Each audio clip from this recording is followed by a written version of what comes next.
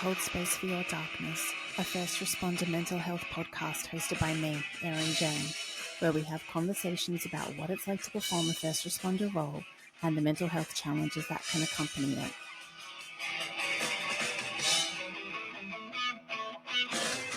Hello and welcome to another episode of I Will Hold Space for Your Darkness, a first responder mental health podcast. I'm your host, Erin, and today I am joined by Egan de los Cobos. Egan is a firefighter and paramedic from Central California with 25 years experience. He's a certified health coach, and he's also the founder of First Wellness Health. After surviving a near-death motor vehicle accident in 2013, Egan was diagnosed with PTSD, which ultimately triggered an autoimmune condition that affected his everyday life. Beginning his own search for relief, he discovered how strongly our mind and body connection is, and has become an advocate for aligning gut and immune health as well as physical and mental health after finding his own healing path successfully. So Egan, thank you for joining me today. Thank you so much for having me. No, wonderful. And Egan has been an absolute superstar today and got held back at work and has even still managed to come and jump on with me. So very, very appreciative. What drew you to want to join the fire department, Egan? That's a great question. It was one of those things that I was never the kid who thought anything about public safety per se. My dad was a reserve police officer for a short time when I was a young child. And that was kind of the only exposure. And I had like uncles in the fire service. I knew it was out there. I just never really thought anything. So anyways, I went through high school and then I got my first semester of college and I'm like, I want to make a bunch of money. I'm going to go into business is what I think I'm going to do. First semester of college, I was in Santa Barbara, and the city college that was there is right next to the beach, which wasn't good for me because I'm a surfer. And I just kept looking out at there and the ocean. And after going through like my, beginning years of school, I just knew that I couldn't be inside any longer. And I'm like, okay, I can't keep going to school. I don't think college is totally my thing. I don't think money's worth it chasing. I'm like, what else can I do? I need something that's kind of active. I can be outdoors. Maybe a good schedule might be nice, and something that can take care of my family because I know I want to have kids one day. And so so my uncle worked for LA City Fire Department, and I'm like, well, I remember coming home from college and class one day, and I'm like, Mom, what can I do? And she's like, well, your uncle's a fireman. Maybe that's something that would interest you. I'm like, okay. So I called him up, and I'm like, hey, what is this firefighter thing? And do you like it? He's like, best job in the world. You never work a day in your life kind of thing. Yeah. He had been doing it for over 20 years at the time. Wow. And okay. I'm like, okay, well, what do I need to do? And so he said that you got to take an EMT class. And so I'm like, okay. So I remember sign up for an EMT class, a local community college in the other part of the county. And totally fell in love with it. I was like, oh man, this is really interesting. Like it's really something that I could maybe make a difference in. And I was never the best student ever growing up. I was BC student maybe. And my EMT class, I got like a 97%. I'm like, oh my gosh, like best grade ever. Whether it's easy or not, I don't know, but I applied myself and I liked it. So I'm like, well, there's got to be something to this. So I pursued that and then knew I wanted to do the fire service and the fire academy. And then right after I got my EMT cert, the local department, fire department was actually a paid call fire department here where I live. And I knew that. So I got hired on at 18 years old as a paid call firefighter, as an EMT, and started running calls right away, like about 6 months out of high school. And so I was introduced really quickly into that. And then went to paramedic school and became a paramedic within 2 years, worked private ambulance. And I kind of did that. And then currently with my current agency, I've been with now for 17 years. So that's kind of how I stumbled into the fire service. And I'm super glad that I did because I don't know what else I would do. And I truly enjoy it in my path. And even though like today, obviously crazy, but like that's part of it too, is like I had no idea what to expect this morning when I woke up, and my whole day is way different than I anticipated at 6 a.m. So, but that's part of the job, and that's part of why we like it too. Yeah, exactly. And I think, you know, something that you said really resonated, that I'm like married to a firefighter who's been on the job for 20 something years. And I think a lot of you deeply know within yourselves that you're like, I cannot sit in an office surrounded by my four walls. And there's just something about it that, like, you would rather shove a fork in your eye than like have that kind of existence. So I think it must be something that Exactly. really like permeates through the fire department and stuff like that. And so so you said that you've been so basically 25 years all up and 17 years with this current fire department, and that you're out in California. So what is that like each year? Because in terms of, you know, like the fire seasons and stuff that they have out that way, like it rivals things that I remember seeing growing up. Like when I was in Australia, we would have horrendous bushfire seasons, and just wondering whether you sort of face that kind of thing too. Absolutely. So in our agency, that's a big part of our department. We actually take part responsibility for the state fire protection as well. So we're contracted to do that. So that's a big part of what we do.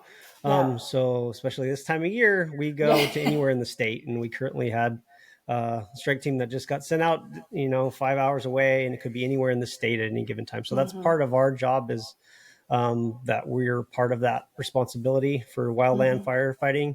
And so any day we go to work, especially during the summer, we can expect to be gone for 14 to 21 days, typically about 14 days, potentially at any point in time. So that is part of there. And ironically, we had a lot of rains the last few years.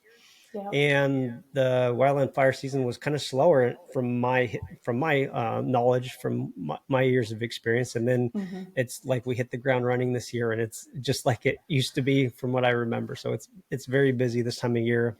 And then we've had compounded, just like everywhere in EMS and fire, is staffing shortages, and that's affected us as well. So you combine that with busy fire season, staffing shortages, that leads to other things. So there's compounding stressors, obviously, that we face all the time. Yeah, massively. And like I was going to say, like how big is your department? Because if you guys are not only trying to staff your immediate area, but then also getting those strike forces like sent out, like how big is your department? For our department overall, it's at 16 fire stations, and we have around 230 sworn firefighters. Okay. And so for our county, we're the biggest in our in our county. But on the grand scheme, compared to like Los Angeles County or the bigger agencies, we're kind of small. We're considered like a medium-sized department. But it's been compounded with the staffing problems we've seen over the last few years, and it's just trying to make up that lost ground. And we're not alone. All the other agencies, even private paramedics and stuff like that, they're getting hit hard too. It's just one of those things. Nursing, it's just one of those things that we're experiencing currently, and trying to get a grasp on it in hiring. But it's just been a constant grind, more so than most years in the past. No, very much so. And I guess I don't know if, like, I think it used to be, you know, even just like being a cop, being a firefighter, all that kind of thing, it used to be a profession that I think a lot of kids sort of grew up wanting to do. And I don't know if that is the case anymore in terms of like recruiting numbers and stuff. Yeah, that's something. Yeah, exactly. And I think there's a lot. There's culturally, there's a different things, generational. Which I appreciate coming from the mental health aspect, is that they get the work-life balance better than most of us who've done it for a long period of time. But that doesn't help with staffing problems. And so there's part of that. And then sadly, financially, the job's changed in the last few years because of inflation. And then changes to pension systems, especially here in California since 2013. There's been massive pensions changes. And so So the job itself is not paying what it used to be financially. And then different generations are priding more not being as work at much, being at work as much as most. And so sometimes they look at that like, oh, I don't know if I want to be gone from my family for 14 days. Yeah. So I want to go do something else. And then I can't speak to it personally, but law enforcement, just from what we know they've experienced over the last 3 to 4 years, Yeah. politically and everything else, and financially, they've been hit too. That job is changing drastically, sadly, in lots of ways too. So I know they're in even a worse spot than us in the fire service. Yeah, massively, and that's everywhere. Like, I was a police officer in Australia, and I still speak to my friends back there all the time, and it's it's the same kind of thing. Like, no one wants to do that job anymore, unfortunately, because it's a great job and a great profession, and when it's done right, I guess is probably the best way to say it. Mm-hmm. And so do you guys run, so like I know like my husband's department, they run like engine trucks and ladder trucks, and typically like, like a paramedic EMT will be on like more of like an engine truck. Is that how your department is structured too? Like what's the setup of that for you? Yeah, real close. We're considered an all-risk agency, so we do everything from structure firefighting, wildland firefighting, EMS, extrication, and all that. So we do mostly every station has a paramedic engine company out of it. And then we do have 2 ladder trucks as well. And then we're also heavily involved in the wildland. So we have a construction section with bulldozers. We have an air ops section. So we have helicopters, rescue ships, and then we have UTVs, watercraft, all that kind of stuff too. So we kind of do the whole gamut when it comes to emergency response. Yeah, it sounds that way. My goodness. And so obviously, for anyone who follows Egan on social media, he is very open and vocal about the fact that you're involved in quite a serious car accident back in 2013. And obviously you were on the job at the time that happened. And from what I'm aware, you were also with your young son at the time, which I can't even begin to imagine how frightening that must have been. From whatever you're comfortable sharing, what can you tell me about that? Okay. Yeah. So it was in 2013. There was there's a grocery store that has a coffee shop in front of it. And my son and I, he was 3 years old at the time, we'd always go there and hang out. And ironically enough, I was on a vacation day. I was supposed to be at work that day, but I took a vacation day because I had a trip coming up the following day, but I wanted to take it off because I wanted to see my son that day. And so typical day, went to the coffee shop, and we sit outside in this patio, and in front of this patio is a little gazebo. So we were enclosed in this gazebo having my coffee. He had his croissant, which we did every day. And the way this grocery store is set up is there's a highway that runs kind of parallel to it, and then you come in off of this highway into the parking lot. And when you come into the parking lot, it's kind of a horseshoe, and when you first come in, it faces that grocery store where we're sitting in the patio. And then on this day, we're enclosed in the gazebo, and there was a driver coming in off of the highway, and elderly driver that was coming into the parking lot, and they were going way too fast. And so I couldn't see anything, but I could hear it. And they're coming in. I hear tires screeching, engine revving, and then the biggest crash explosion I've ever heard in my life. Oh, my goodness. And so when I got thrown back and then and knocked down, and when I came to, I couldn't find my son. And I saw the car sitting there, wrapped my head around what just fuck happened. Yeah. And just scared, panicked parent. That's it. And so there was another bystander who was on the other end of the patio who came over and started helping me try to find him. And so we're moving tables, chairs, debris. And then I finally find him, and he's lying face down, not moving, partially under the car. So in that moment, I'm thinking this is it. This is every parent's worst nightmare. I'm about to pick up my dead kid. So I went, picked him up, and he starts crying right away. Best cry I've ever heard in my entire life. And so I squeezed him, and then I'm like, well, we as first responders, we like crying kids. Yes. It means they're breathing, and at least we can go somewhere from that. So we don't like them not. So that he's crying, I'm holding him, and I have two distinct feelings in that moment.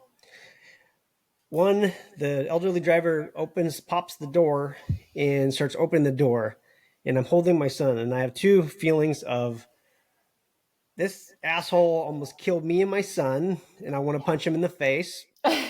But my legs might be broken, and I'm in a lot of pain, and my son just got hit. So let's not punch them in the face, and let's go away from this car. So I went and sat down, and I held my son crying the whole time, and it was the weirdest feeling.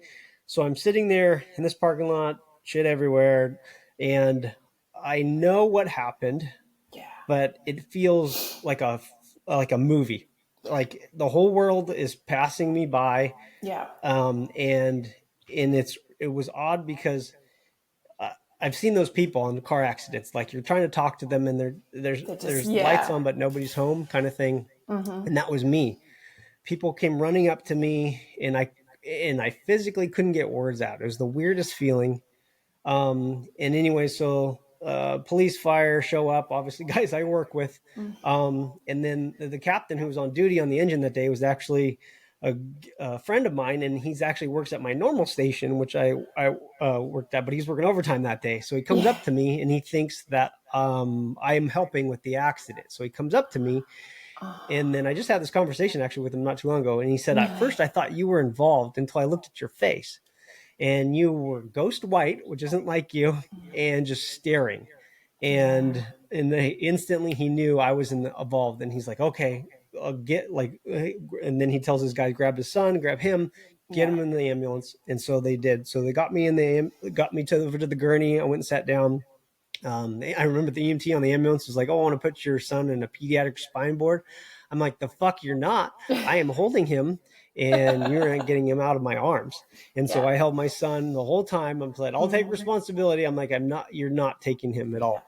And so I held him, and we went all the way down to the trauma center, and pure miracle. So I was literally just bumps and bruises. Same with him. They did a CT scan. They checked them all out, and only very minor physical injuries. So my legs were not broken, but they had bruises all over them. Same with my son.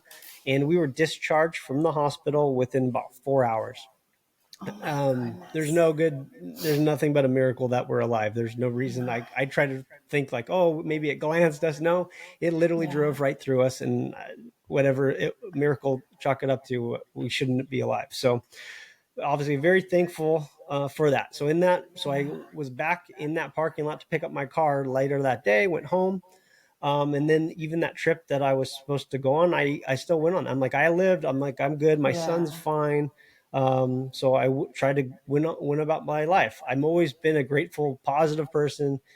And I just chalked it up to a miracle. And that's all it was. And so life just kind of went on. And up until this day, I've never had any physical health problems. I never really had any mental health problems at all. And that all changed. So within about 3 or 4 weeks, I noticed that my feet, my toes, my middle toes on both of my feet were swollen, and they were literally the size of my big toes. I'm like, oh, wow, that's flipping weird. I wonder if they were broken in the accident and I didn't know it.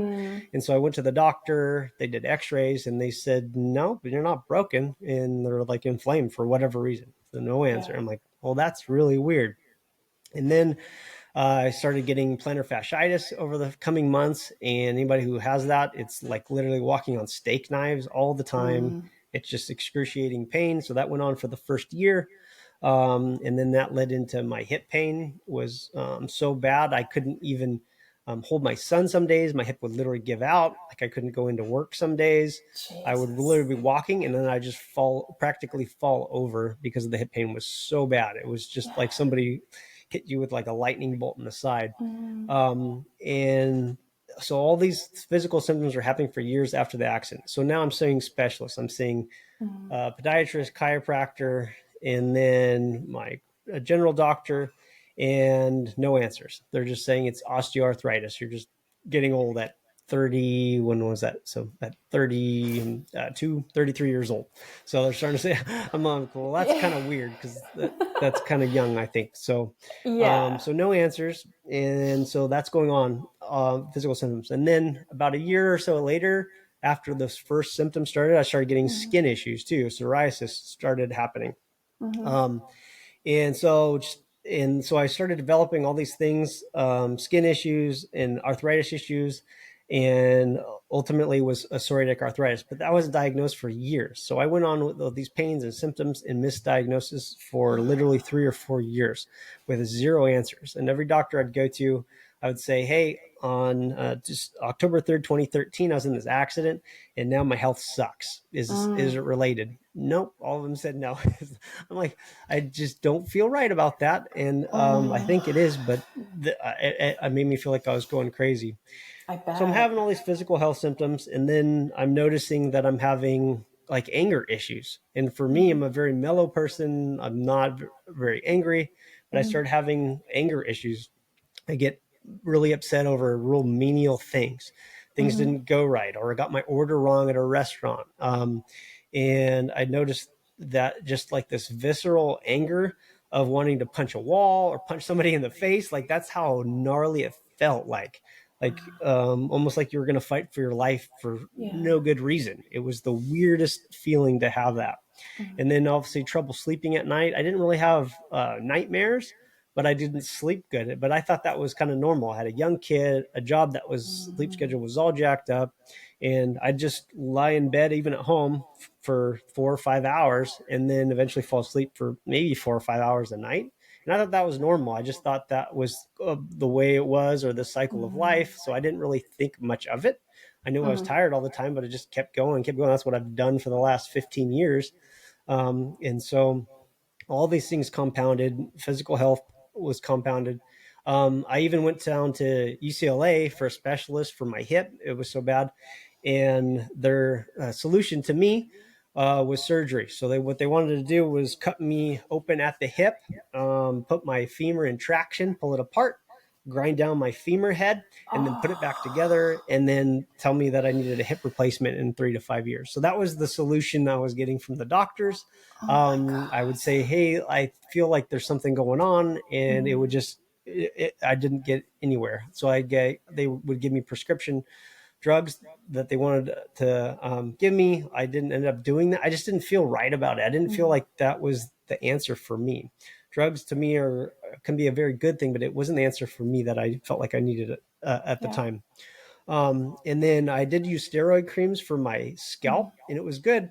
They would clear it up, but then it would come right back. So I'm like, well, that's weird. It's not a skin issue. There's something going on in my body, and I just don't know what the hell it is. And so then everything kind of reached a breaking point about 4 years into this. Oh, back up real quick. So when it comes to mental health and therapy, so about a few months, it was within a couple months after the accident. I knew it was a significant accident. I never didn't say that or think that was the case. But I was worried about my son. So I thought the trauma of what he went through and everything, I was concerned about him. So I made an appointment for a therapist a couple months after the accident, and I just went through my insurance, and it so he evaluated my son and said, hey, like, he's 3 years old. Kids can be naturally pretty resilient, and he seems like he's okay. He's like, but I'm worried about you. And I'm like, I'm fine as long as my kid's good. Like, Yeah. I'm kosher. Like, and so he said, I understand that. He's all, but I want you to do an exercise for me. And he said this in a backhanded way, kind of when I'm going out the door. He didn't really explain it. And so what he wanted me to do, he said, I want you to write I want you to write a letter to your son as if he had died. And I'm like, Oh. I just Jesus. got thrown back. And I'm Yeah. like, what the hell? What is this? And so he didn't explain anything to me and just said this and he wanted to see me. And I went and I was, I'm driving home and I'm like, what the hell? Like, no, I'm not going to go stew on the fact that he's dead and when he's alive right here. I said, that's stupid. I said, therapy's a joke. Screw that guy. He doesn't know what he's talking about. So I never went back to him. And that was my experience with therapy for first. And so, but all this stuff happened, physical health, mental health started declining rapidly. I felt like I literally felt like I was probably 80-year-old man trapped in a 33-year-old's body. That's how my body felt. It was horrible. I didn't know if I was going to be able to take care of my kid.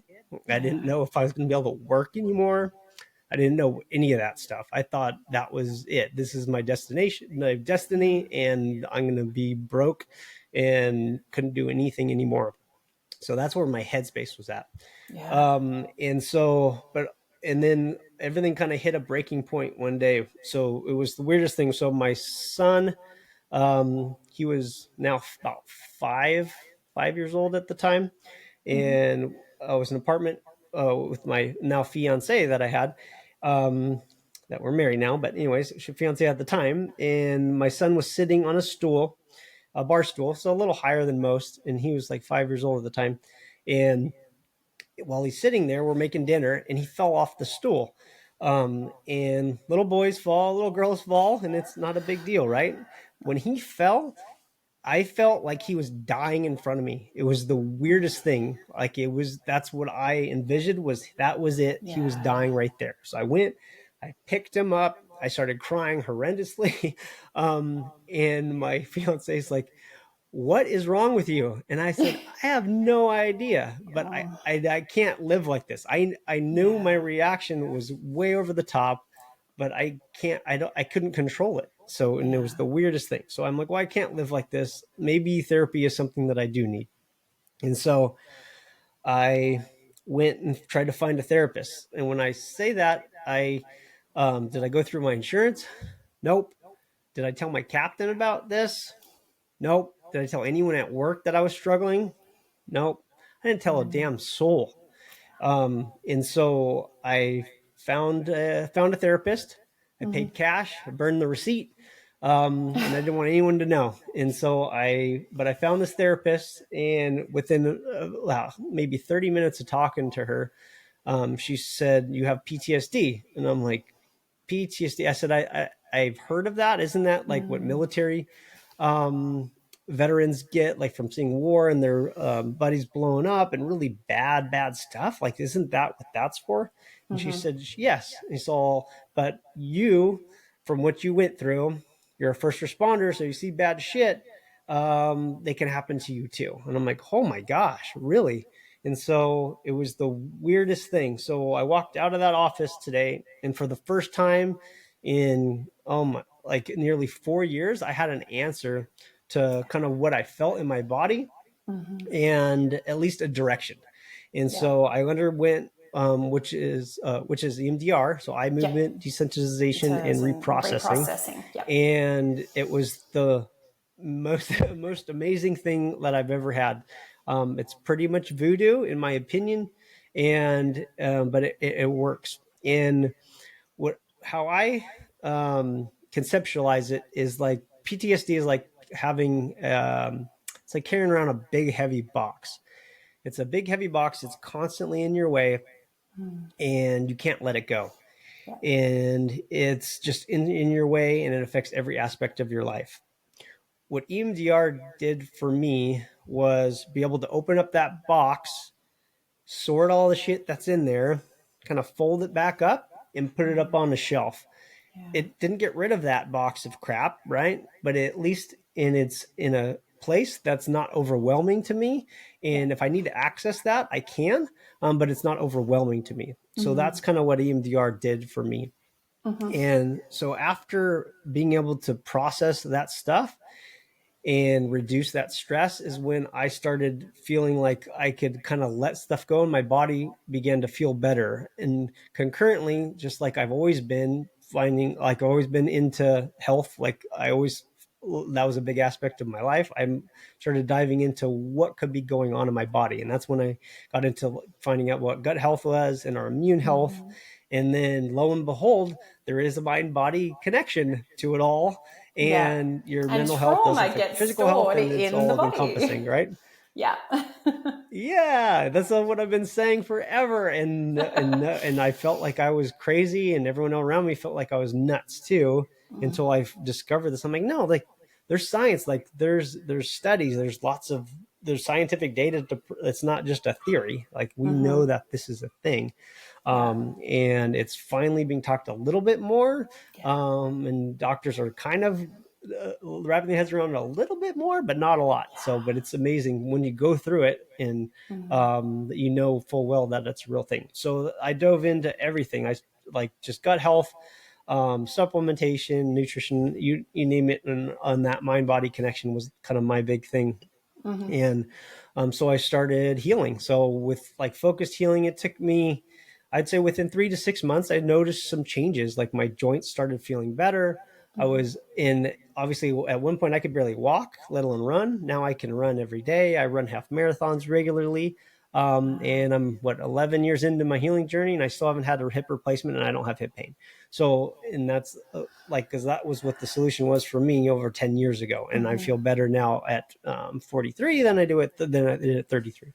And so I started doing this, and then I started sharing more about the stuff, about what I was going through with other firefighters and other people and online. And lo and behold, like people were reaching out to me saying, oh, I have this. I'm like, holy crap, you did? Like, you never told me any of that stuff before. So I just started kind of sharing things and helping people what I can. And I really started to enjoy it. And I'm like, well, maybe there's something here. Maybe there's more I can do. So that's when I kind of got certified for health coaching and decided I want to do this and help people and benefit others, because I learned so much. And I wish there was somebody like myself with that journey that they could help streamline to get me to healing, because I would have loved to not suffer for 4 to 5 years, and be able to like change my health, in 3 to 6 months would have been amazing at the time.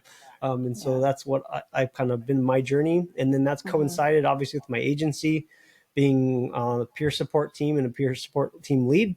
And then I stress first aid instructor. So I've been doing a lot of that. So a big thing for me is wanting to be more proactive in trainings and stuff, and sharing, part of that sharing my story, obviously.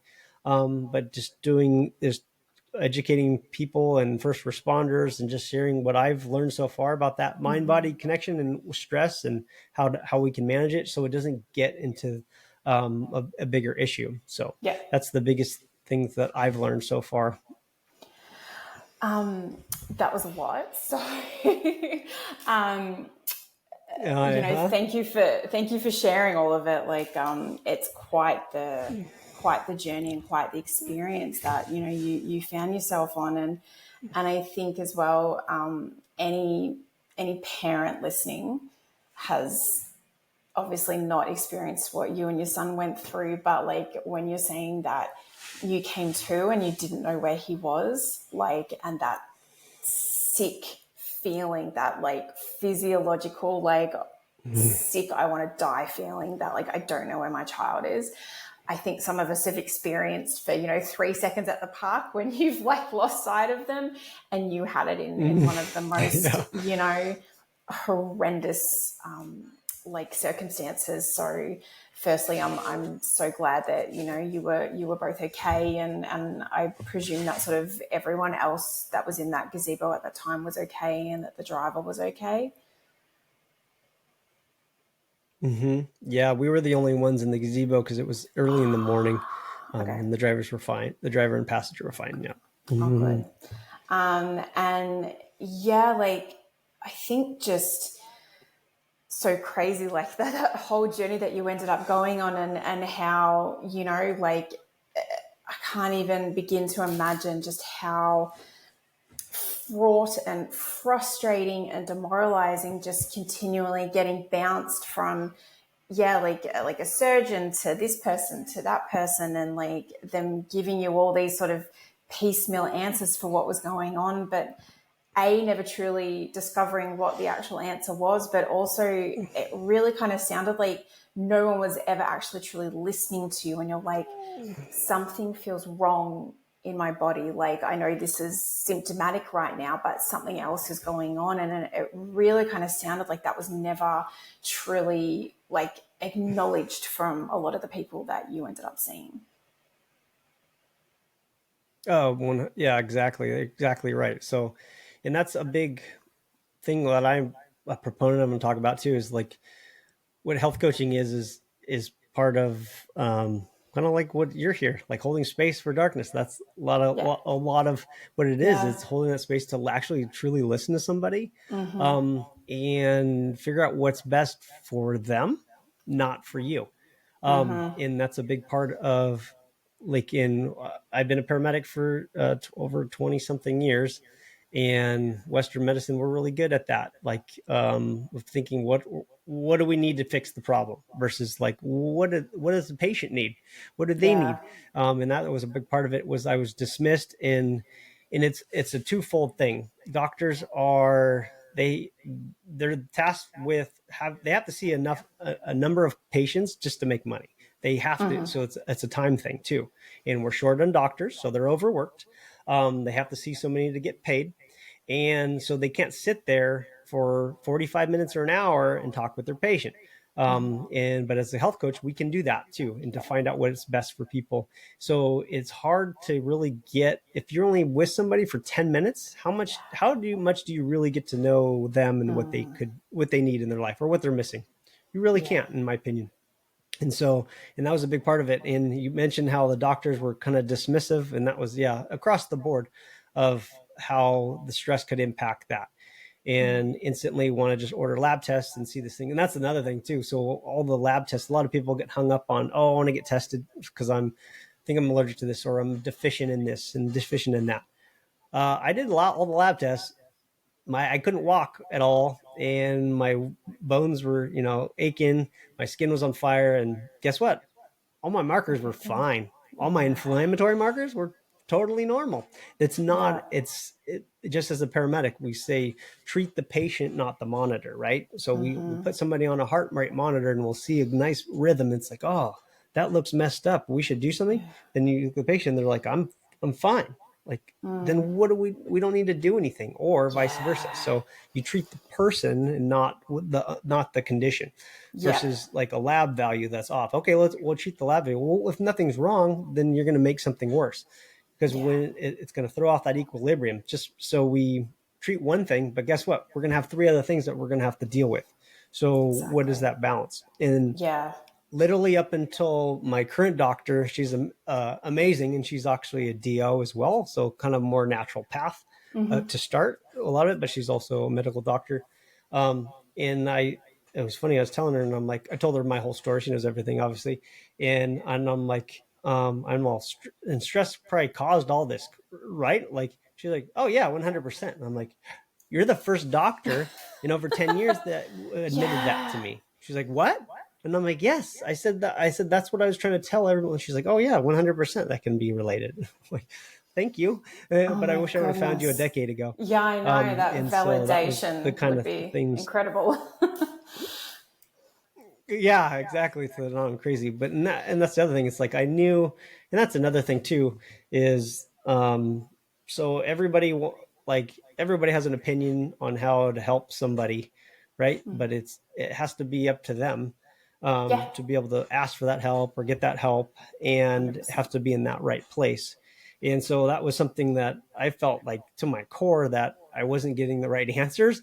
And so I'm thankful that I didn't just settle for one person's opinion, one doctor's opinion, or someone else's, because I'm like, even though I felt nuts on a lot of the levels, I'm glad it ended up where it was, because it ended up on this journey that I'm on, feeling better, being able to help others, and not just giving in to who knows where I would be. And because that's the thing, as I coach people who had very similar stories, it's amazing to see the people that I've been able to coach, that a traumatic incident and or trauma or stress is related to their physical health problem.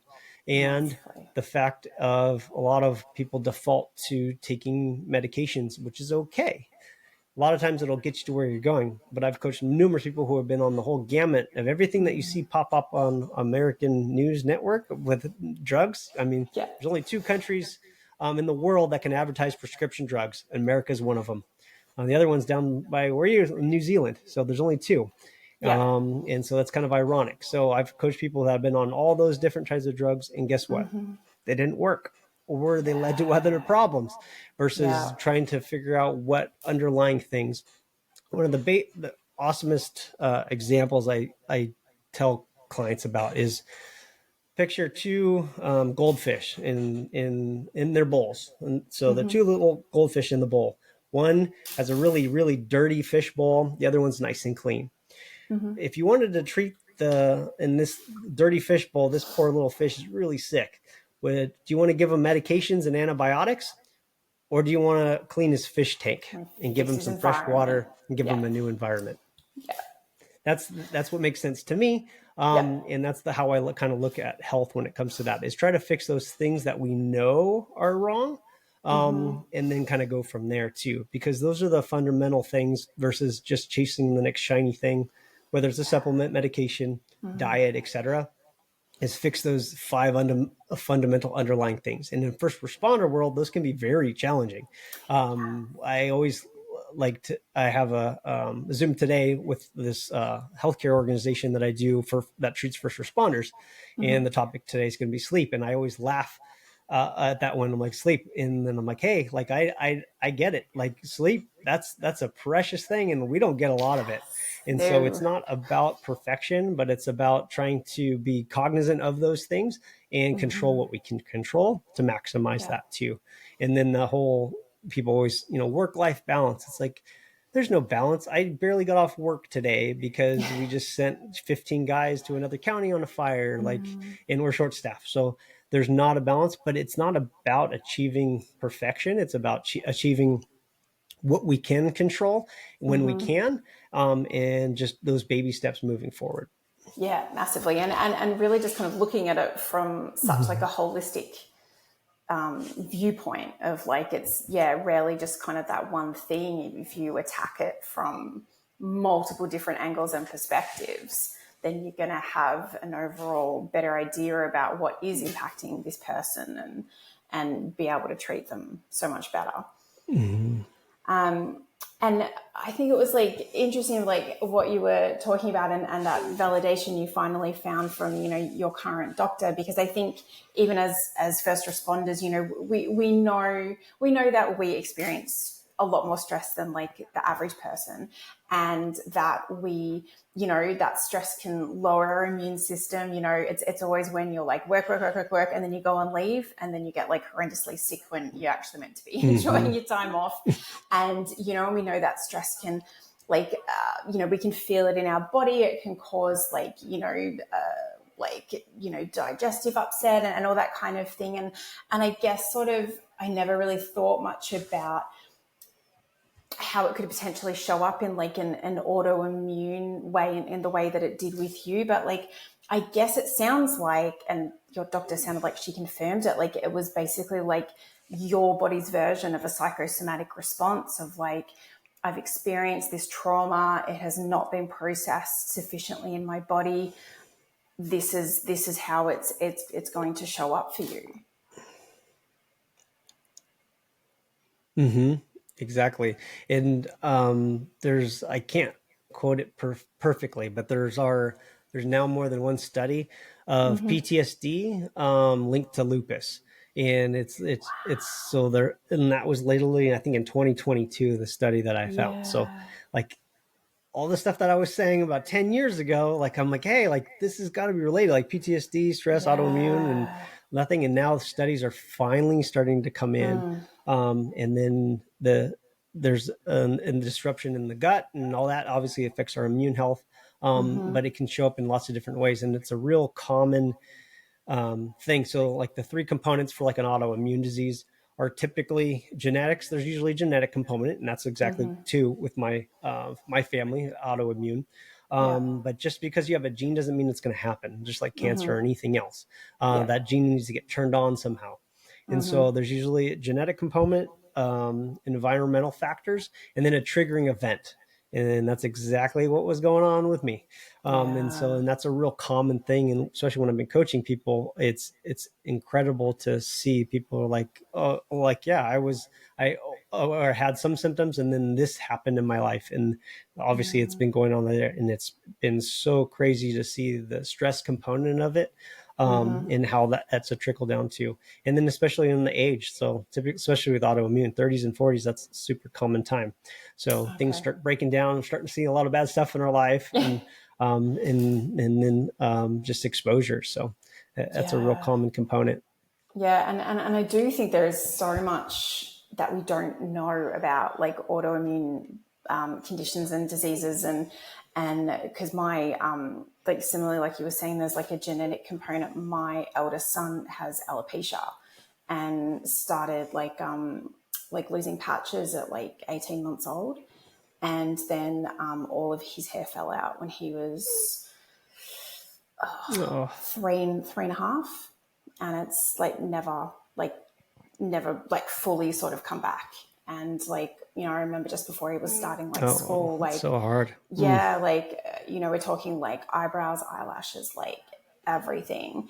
And I think it is in that thing. You're like, there's when you can point to a cause for something, you know what I mean? When you're like, yes, I experienced trauma, and then like this has impacted my body, and now I have like an understanding and a realization, and there's like a causation, so you can kind of hold on to that.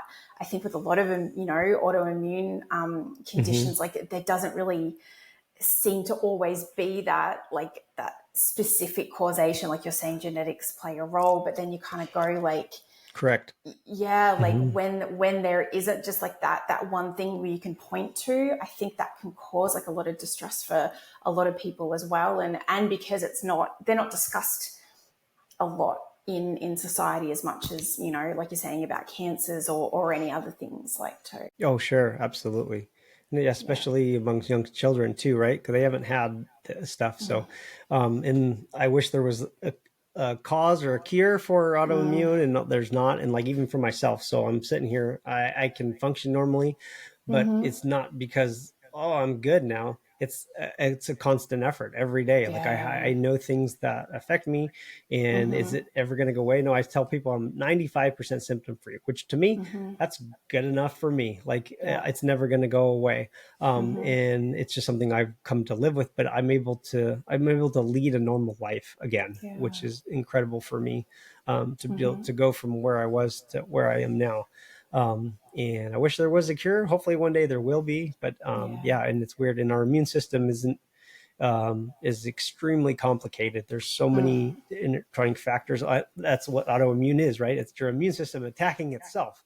Yeah. And that's why it's called autoimmune. They don't know where it's coming from, and it's things get wired, and your body starts attacking itself. So, and whether that Yeah. comes out as like psoriatic arthritis, psoriasis attacking your skin, and MS attacking your nerves, etc., and all those things. So it just depends where it comes from. Type 2 diabetes, so similar things. So they're all under that same kind of thread. But it's in. So we talked about how stress can cause physical health, but what about the physical health leading to the decline in the mental health? And then it's a compounding thing, right? So it's just one Exactly. thing leading to the other, Yep. and that's part of that equation, right? Too, Yeah. is you're not feeling good, so then you're depressed, and then it just goes. It's that It vicious just sort of can snowball. cycle that just keeps, impacting back on each other. And do you Mm-hmm. find that like, and I don't, obviously, I don't know where you are with your sort of PTSD journey in terms of, you know, like you're obviously still working, so you're obviously in a place where you can, like you were saying, can still function, all that kind of thing. But I guess, like, have you found that if you're like PTS kind of gets triggered or is like a little more symptomatic, does that then kind of bring on like the autoimmune flare-ups for you? That's a great question. Regards to like post-traumatic stress, though, there's still things that get me when it comes to the accident. I can't stand, I don't know if I've ever been able to stand it, but I definitely can't stand like revving engines anymore. Like Yeah. that does get me. I doesn't, nothing I can't work through, but it makes Mm-hmm. my heart rate race. It makes me feel like sick to my stomach. I hate Mm-hmm. it. So there's things like that. And then obviously hearing those calls, a vehicle into a building, those kinds of like, oh geez, like here we go, kind of things. And I know, but through my journey, I've been able to manage at least those things. When it Mm-hmm. comes to just general stress on my body and my autoimmune, it absolutely does affect. So, and part of having an autoimmune is learning what your triggers are and managing those triggers. And everyone's is different, especially nutrition triggers. So some people say, "Oh, quit this, quit that." It's like it could be. A lot of them are a good start, but it's Mm-hmm. really dependent on the person. Just like our immune system is complicated. Yeah. And so for me, stress is a huge trigger, and that can come from anywhere: work, life, home. I have 3 kids, so I have 2 daughters that are young, that are 6 and 4, and then my son is now a teenager, so I'm dealing with all that. But he's a good kid, so wife schedule. So does Mm-hmm. stress overwhelm? And yes, like it's really. I use my autoimmune almost as a barometer of where I'm at with my stress. So Mm-hmm. literally my skin, like it'll start to hurt within Yeah. hours after something stressful. Like that's how in tune I am with my body, and go, Mm-hmm. okay, there's something going on. Okay, so what do we need to do? How do I manage that? For me, it could be exercise, it could be a day off, it could be just being with my family. Mm-hmm. Maybe my nutrition's not off or is right for me. Sleep's also a huge factor. So we always think stress is like physical or mental health stress, but lack of sleep is stress. It's physical stress on the body. Mm-hmm. Improper nutrition is stress. It's physical stress on the body. So like it's all encompassing. It's just different degrees of it and where it's coming from. And so stress, sleep, and diet are kind of my big top things to prioritize when it comes to my autoimmune triggers. Yeah. And so those are kind of my big things. Like, and it's ironic. So I am giving a quick little lecture today on sleep. And guess what? I've been in crappy sleep for about a week now. And Yeah. so like, it's ironic You're how like, it I'm happens. the So I'm like, poster child oh, right now. and that's the thing. It's like, yeah, exactly. And I don't ever think that, oh, I'm the expert. I'm like, no, I am a firefighter paramedic who's working, and I've Mm-hmm. been through some stuff, and this is what it affects me, and I hope it helps you. That's like where I'm at with a lot of this Mm-hmm. stuff. And I do my best to manage it and offer tips because I've tried tons of stuff. And it's helpful and it's helped other people too. And so I'm living all this stuff that I say Mm-hmm. too, and I'm not perfect. I'm not going to be a perfect diet. I'm not going to perfect sleep. Like, no, that's definitely not where I'm at with any of this stuff. Yeah. I just have something that tells me where I'm at with my health all the time. Yeah. So whether that's lack of sleep or diet, etc. Yeah, no, that makes sense. And sort of, I know that you had said that you didn't tell anyone at work, like in terms of going to see a therapist and all that kind of thing. But I guess I'm sort of wondering whether there was any like education with your either of your fire departments in regards to the mental health stresses that you can be exposed to, and obviously your incident was outside of work time, but like you're saying, you're going to then be hearing the calls for the similar jobs, and that's going to impact you and the overall trauma exposure that you will face, just doing the profession that you do. Like, I guess, yeah, what was your experience with any of that kind of mental health stuff prior to your own, sort of eventual diagnosis? And did anyone, like you mentioned, being like, super angry a lot of the time, which even just like the vibe I'm getting over a computer from you, like you seem like a pretty chilled out dude. So for you to have Mm-hmm. like, been acting in a very abnormal way compared to like your baseline, like were people at work going like, hey mate, what's going on? I don't think much. I don't think the anger came out at work too much that people saw. They saw my physical health, but and that's the funny thing. Still remember I was in the hallway at an overtime station one day, and I felt really actually good that day. And the Mm-hmm. engineer's like, "Hey man, you got a hitch in your giddy up," like the way I was walking, and I'm like, "Oh." I'm like, really? You can notice that? And he's like, oh yeah. I'm like, man, this is a good day. You should have seen it yesterday. Like, so like people noticed physical health that I thought I was holding on to really Yeah. well.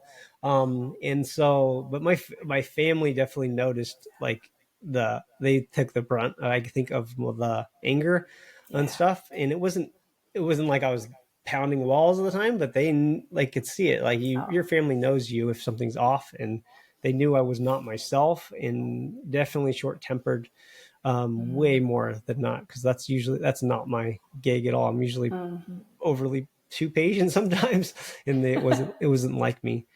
Yeah. In regards to the mental health aspect in fire service and my agency, nothing. We never talked. We didn't have peer support. We didn't have anything at the time. And so the most training that our department has had was a 3-hour class at the beginning of this year that I put on. And so that's that's the only department wide training that we've been able to do. And it was funny because obviously I shared my story, and vast majority of people said, I never knew that. Even guys who went on the call, who saw me on that call, they had no idea what that call. And it was interesting too, because he's a captain now, but he was an engineer on that call with me, treating me.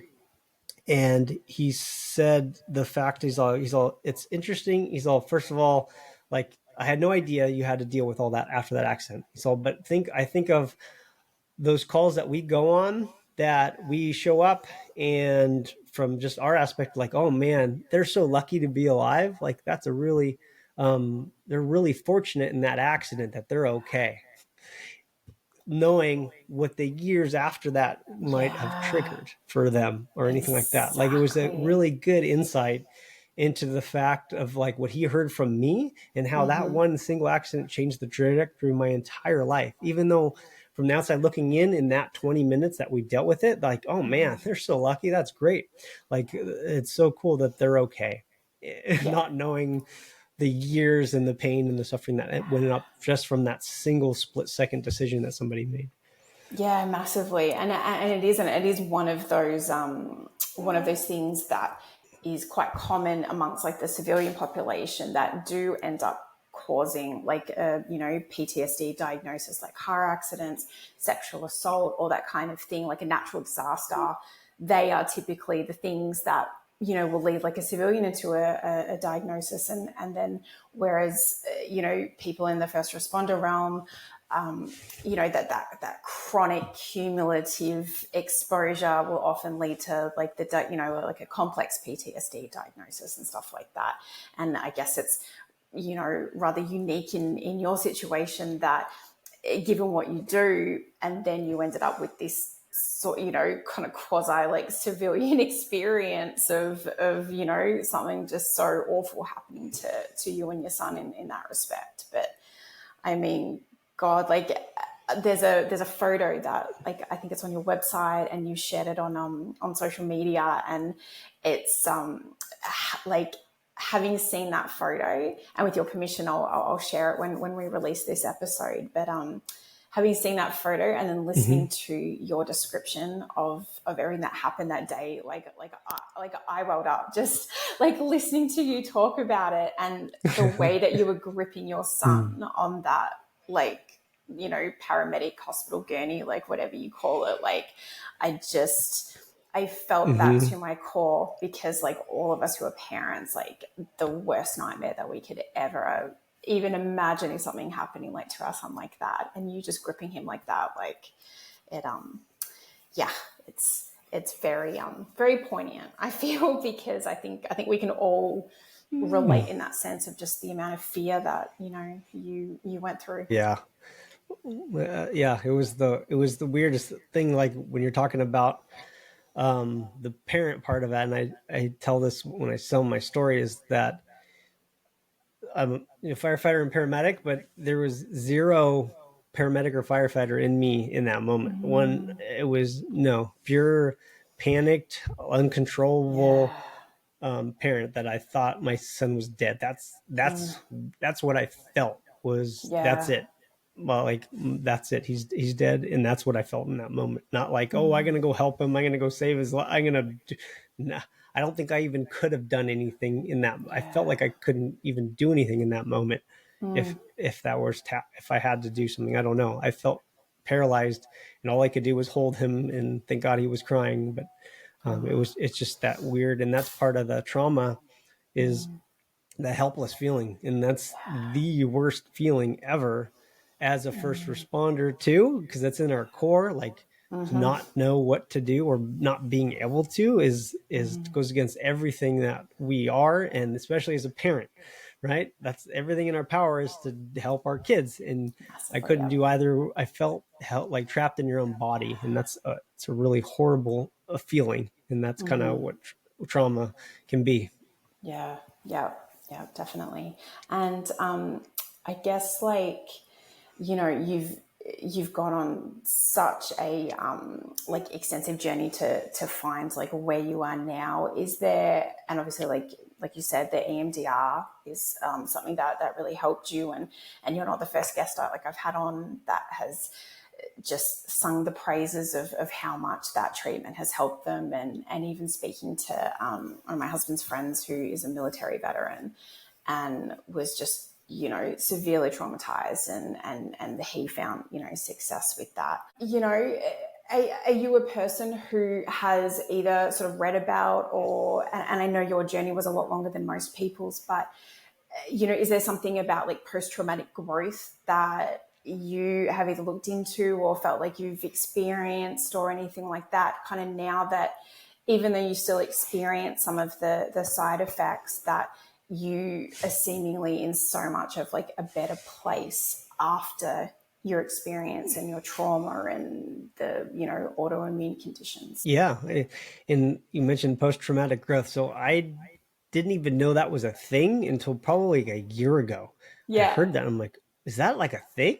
And then I look, I'm like, oh my gosh, that was another. Why didn't anybody tell me about this part of it? Like, I know, right? that's totally how I feel. Like coming out the other side of something that's bad, but it trying to turn into something positive, and growing from that and helping others. Like, oh my gosh, like, nobody shared that part with me. Like, I wish people would have talk about it more, because I'm like, that's kind of interesting to see, and seeing other people who have done that. Like, it's incredible. And seeing more first responders talking about that too, and just like, yes, like, it's not just this disease or disorder or syndrome or anything that you're just plagued with. Like, it's something that can happen, and it's something that can be dealt with, and it's something that you can move on from. It doesn't need to hinder the rest of your life. It's something that's going to be there. Yeah. It's never going to go away, and that's okay. But you can make what you want out of it. And maybe something can benefit somebody else too. And it definitely sort of, like, from like an outsider's perspective, like, it really sort of seems like that you have taken like all of the wealth of experience and both, like, you know, positive and negative, and really turned it into something that clearly brings you a lot of joy in, like, using all of like the shit that you went through, and now being in that place of like being on a journey with a client, with someone else that you're helping. And, you know, I know, even like from my perspective, like when you see people and you help them along that, you know, whether it's a physical self-improvement or a psychological one or emotional one or something like that, like seeing people come through that other side when you know, you've been able to help them with it, like, it is just, I think it just kind of infuses pure joy, and it really sort of comes across when you talk about it, how dedicated and how passionate you are to using everything that you've learned over your journey and being able to help others, you know, struggling in a similar way. Yeah, when I've talked about this too, is that it's inherent as us first responders that we got into it at some point. It might have changed along the way, but it's still underlying that we got in this business to help people. Because why? Because it feels good. It's selfishly a little bit, right? But we want to help others, and we like doing that. And throughout the course of your career, I always tell when I give a class in the academy, is like, your career looks way different today, day one of the academy, in about 10 years from now, 20 years from now, your view of what this business is, what it will look like, the calls you will see, how it affects your family looks way different throughout the course of your career. And that's where I'm at too in my career. I still love the day-to-day job. I'm still a firefighter paramedic. I have no desire to promote. I like what I do. And that's just what I do for myself. At the same time, I'm not immune to being burnt out. My last station I was out, I knew it was time to leave. When the tones would go off in the middle of the night, I'd say, fuck, every time the tones went off. I'm like, okay, that's probably not a healthy thing to do. When somebody's calling me 911 and they need my help and I just say, fuck, like, I don't know if that's a good thing. And so even though I like the job, like something's not right. And so I didn't think that was right. So that's why I went to a different station that doesn't do it as much. So I was able to change that in my life, which is nice. And our department's big enough that we can change things around, change our scenery, totally different department 10 minutes away. So it's pretty cool. And so I did that for my own, for myself, right? And then for the public, they don't deserve that. And so your career looks a lot different. And then so the underlying helper in me has always been there. And then being able to do this aspect of it is even more rewarding because it's more than just going to a 911 call, giving Narcan, D5W, waking somebody up. That feels good, right? And then we take them to the hospital. Oh, good. We saved them for the day. But guess what? They're going to go back and do the same thing over and over again, potentially. Right. And so it's kind of like this cycle, and that's part of burnout. Right. And what this does was be able to take people's health, that it's not just a Band-Aid fix or just a quick fix, just a quick visit to the ER, just quick visit for this, quick medication that's going to, make you feel better. And then you're off down. This is like lifelong changes. Really getting to the root cause of everything. Totally.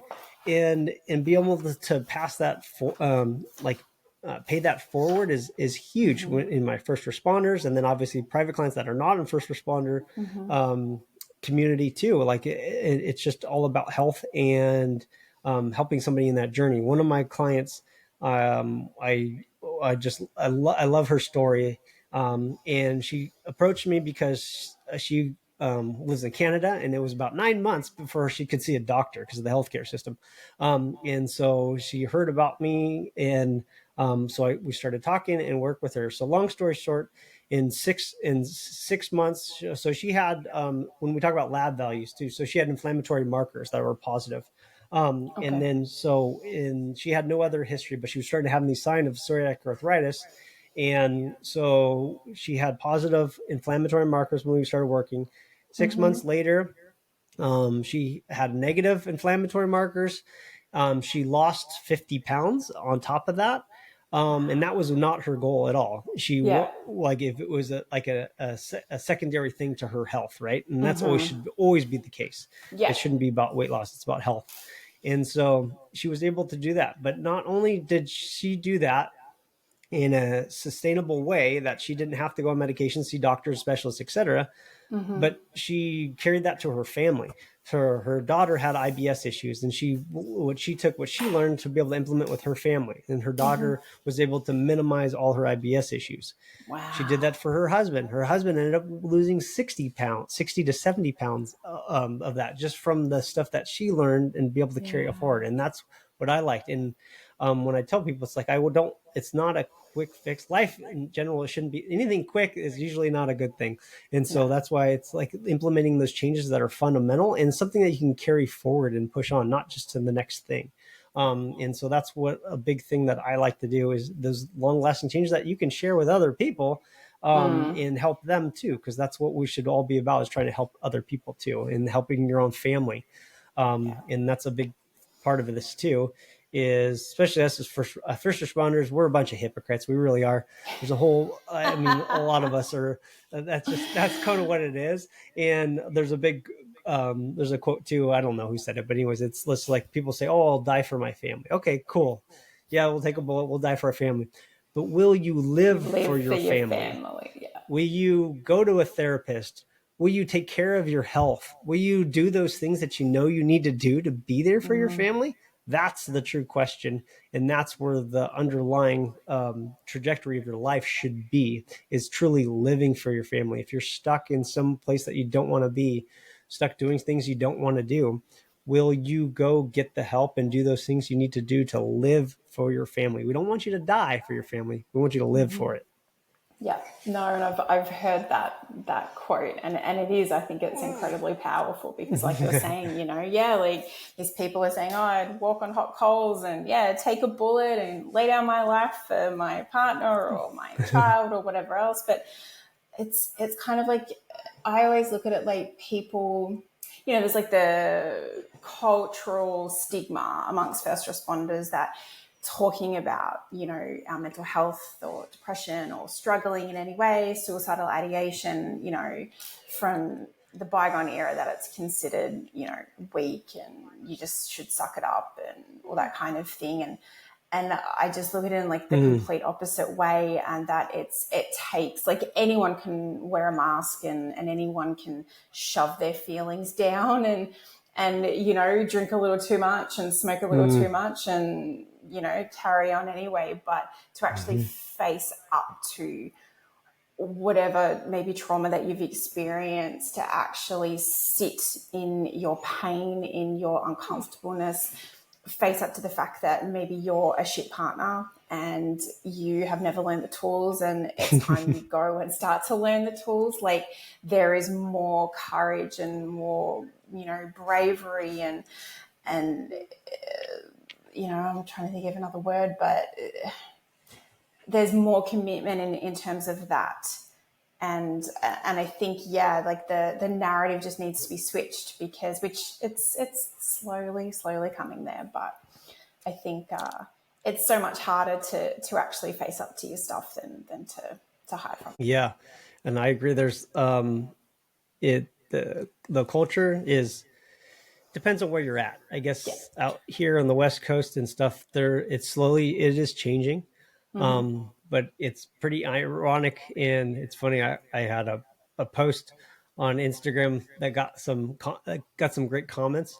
And you should have seen my inbox on some of it. So it was a good reminder to me that, there's still a good stigma out there. And the messages, like, I'm like, oh, well, the good news is like, that's the people I wanted to hear it. So it's not my problem, it's your problem. And so it's funny, but I'm like, oh, the stigma's still very alive and well, because the stuff that people choose to send over social media sometimes too. And that's few and far, but it's funny how we do that too. Sometimes we'll stick with like the negative comments, even though 99% of stuff's very positive and stuff. But you get those negative comments, you're like, oh geez. So, but it's still alive and well in some ways, that we are slowly changing. And you brought up a good point too, I think, about stuffing stuff down, having the next drink or whatever, etc. And it's called compartmentalization, right? And the thing is we need to compartmentalize to do our job on scene of a call, right? So we are working like a cardiac arrest. The family members are frantic. We can't just start screaming and frantic with them, right? We have to shove it all down, do the job, and be effective and professional at it. And we're in control when we're like that. And so we do that on our days off too, right? It's like, oh, that kind of bug, but we're going to shove it down because that's what we're trained to do. So we do that over and over and over again. And that's when things kind of arise. So we're trained compartmentalizers. That's what we train to do, but we need to untrain that in the regards to offload that baggage that we do carry at times too, because that will creep up and affect us in lots of different ways too. So it's kind of a twofold thing. We have to do it to maintain our job, but we have to know when to let things go too, or seek that help when we need it.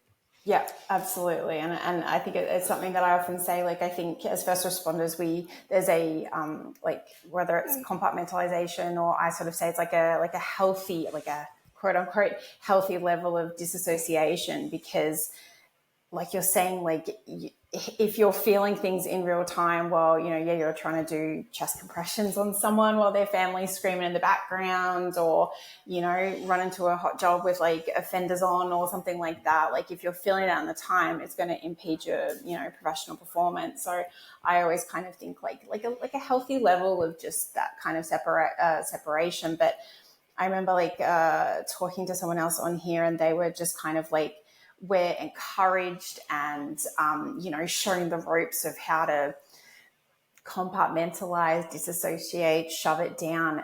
No one ever talks about or teaches us how to unpack it.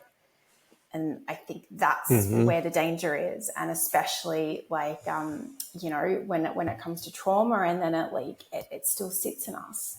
And, it was funny, I did a trauma certification recently, and sort of learning about a lot of different parts about how it resides in our body and how it affects us and all that kind of thing. And I think, we've all been through stuff where we've had to heal from whatever has happened in our life. And there is just like that level of, there's a weight that you have that you don't necessarily know that you're carrying. And it's only when you heal from it, or you unpack it, or you forgive yourself, or offer compassion, or whatever it is that you need to be able to relinquish the control and the hold that has on your body. Like there's this feeling of lightness that you kind of go, oh shit, it was like I had this really heavy backpack that I never knew that I had. And I think just the way that it shows up for us like that is, it's important to actually recognize when it happens, because then you go, oh, now I get it. Mm-hmm. Absolutely. Yep. And I think you touched on a really good point, and that's a lot of it from my healing journey. And what I coach people with is self-awareness is kind of the prime key about that. And it's tuning in to your body, your brain, your mind, body connection and all that too. So you can make those decisions. It's no different than we go to scene calls. We have to have situational awareness. We in our own lives, we have to have self-awareness too we've had a string of bad calls, or this isn't going so sideways in my life right now, so I should be more cognizant to work out, meditate, do whatever the things you are to do to kind of balance those things out, to offset it. But I think just having that self-awareness, situational awareness is probably the number one thing that I've learned. And I've been forced to because of my physical health, but it's something that's helped me for every aspect of my life too. Yeah, absolutely. And so you have mentioned that you are on the socials, and that's where I came across you. Tell everyone where they can find you, where they can find First Wellness Health if they would like to get in touch with you, and I can pop everything in the show notes too. Perfect. Yes. So it's Egan First Wellness on Instagram, and I have YouTube too, which I need to be more active on, but I do have some videos on there. I'm working on that. And then Facebook, and I actually do have they're newer too, Facebook groups too, for autoimmune stress connection Facebook group, as well as a first responder only mind body wellness group too, that we're kind of starting to grow. And so those are some other Facebook groups, but and then my website's firstwellnesshealth.com, and you can find access to all that stuff too. So feel free, message me or any questions on any of that stuff. I'm out there, so you can Google my name too, and some stuff will pop up. But, all right. Fantastic. I will, like I said, I will pop all of that in the show notes. So if anyone wants to get in contact with Egan, we can organize that. Thank you for your time. I know that, you are on zero sleep, and it has been a busy week for you. So I very much appreciate it. We normally finish off. Absolutely. We finish off these episodes by asking our guests a couple of questions, and it's from the name of the podcast, I Will Hold Space for Your Darkness. and obviously the things that, you have experienced in your life, as well as the profession that you do, you have been exposed to, a lot of darkness, as many of us are. And sort of the first question I like to ask is, what do you do to be able to hold space for your darkness? It's a great question. So to be able to hold space, when I think of that saying, is empathy. I think is a big part of it, in understanding that not everything's good, and there's bad things in our life, bad things that affect us. But that's what makes us who we are. And we have a choice whether to make that into something that's beneficial for us and those around us, or negative. And so that's a choice that I think that I try to make and try to present every day, to be able to do that. So where my life is trajectory career wise, like everything's changed since that date for me. And so I'm constantly under realizing that happened. And I know that bad things happen to me, but I also know what I can do or who I can call to be able to help carry me through that too. And so it's having those resources, having those connections, having those people like yourself who will listen. And I think a lot of it is like that empathy versus sympathy, right? Is actually being with that person in that darkness and holding that space, like you say, and just being there.